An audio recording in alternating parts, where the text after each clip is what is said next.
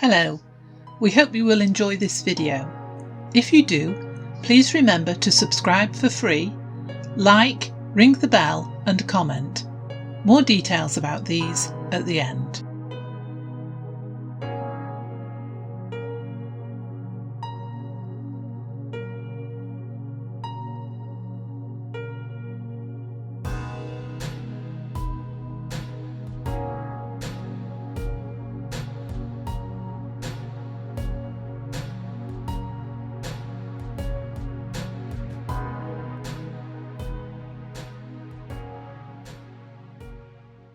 Small world, all in the detail. "What can we do today, Scary?" asked Henry.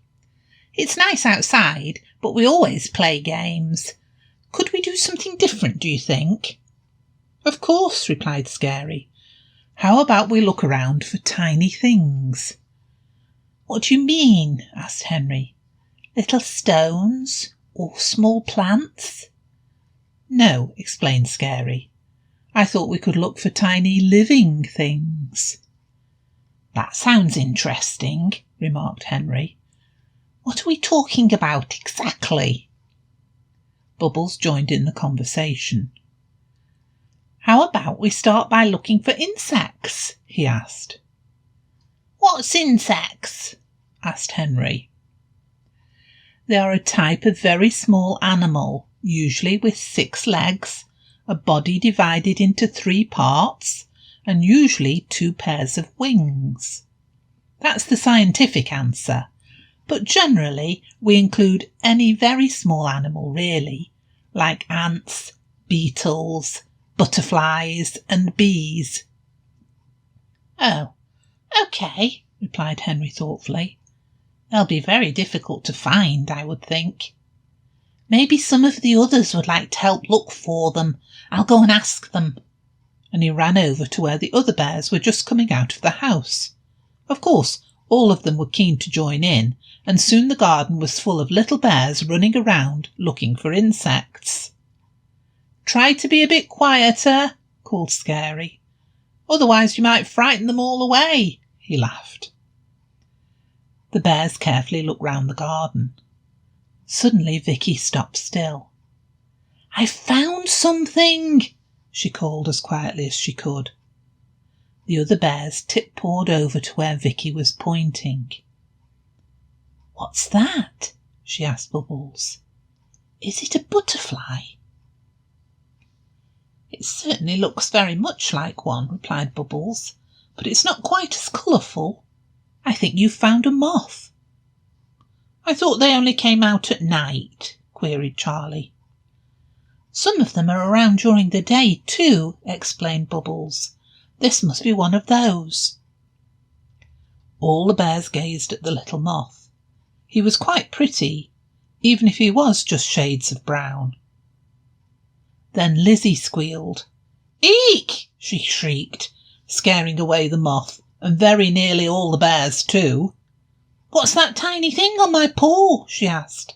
"Sorry for shouting, but I suddenly felt him and he surprised me."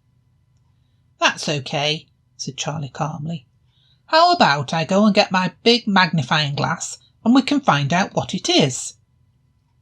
The other bears thought this would be a great idea, so Charlie ran off to get his magnifying glass. When he came back outside, Lizzie told him, "It's all right, Charlie. It was just a fly. I shook my paw and the fly flew off. But it's just over there." And she pointed across to where the fly had landed again. "We've seen flies hundreds of times," she continued. "They're just black, with wings."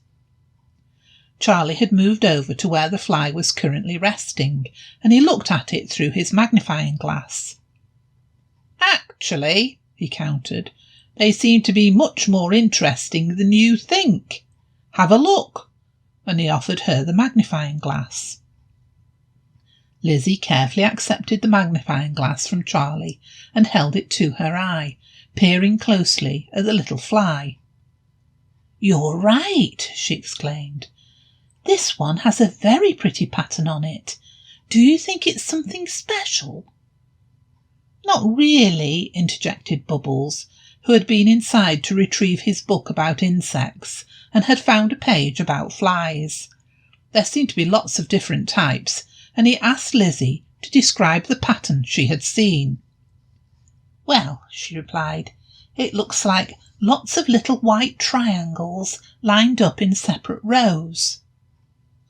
Ah, said Bubbles, running his paw down all the pictures on the page.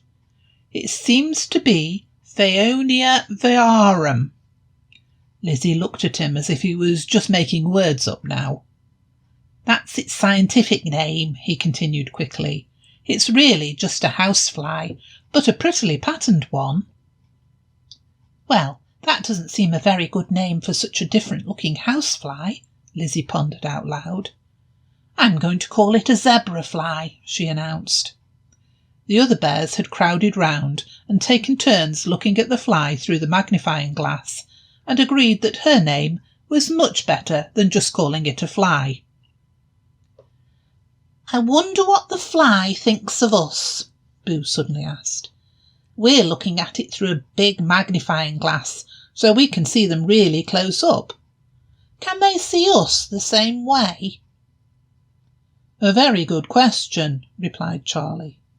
All the fly can probably see is a great big teddy bear eye looking down at it. Much more frightening for it looking at that than for us looking at it, I would think. All the bears giggled, imagining just what the fly must think of those extra huge teddy bear eyes looking down at it through the glass. Let's see what else we can find, continued Scary. Let's leave the zebra fly alone for now. And he led the bears away to the wildflower meadow. What's that sound I can hear? Asked Richard. Can you all hear it? It sounds like some sort of chirruping. Is it a little bird? They all moved closer to where they thought the sound was coming from. No, said Bubbles, it's not a little bird. It's either a cricket or a grasshopper. Ooh, said Harry, I've not seen either one of those before. Can I borrow the magnifying glass, please, Charlie, and take a closer look? Charlie handed over his magnifying glass, and Harry looked through it at the grasshopper. Since you have the glass, Harry, can you tell us if this insect has long or short antennae? That's the long things coming from its head, Bubbles asked. They're very short, replied Harry, glad that he could see such tiny detail. Does that make it a cricket or a grasshopper? He asked, hoping that Bubbles would confirm it was a grasshopper. It is a grasshopper, Bubbles confirmed. Do you know that they make that noise by rubbing their long back legs against their wings? Fancy that, exclaimed Harry. It's almost like they are singing, he proclaimed. Let's look some more, encouraged Scary. We might find some other insects yet. The bears continued looking for tiny insects and then investigating them with their magnifying glass. They still wondered what they must look like themselves to a tiny insect, so they each took it in turn to use the magnifying glass and looked at each other through it. This brought shrieks and laughter when they saw just how big their eyes were when seen through the glass. Poor insects, declared Scary. Maybe we should leave them alone now and go in for our lunch. The poor things will be scared to death otherwise.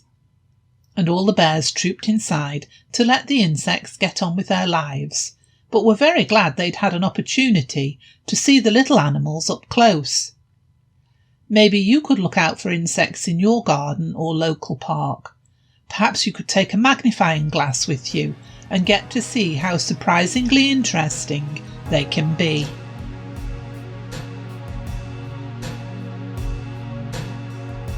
Thanks for watching. Please subscribe for free and our videos will appear on your YouTube homepage, making them easier for you to find. If you enjoyed the content, please hit the like button. Ringing the bell means you'll be notified about our new videos. Please also leave a comment. Comments and ideas help us to improve.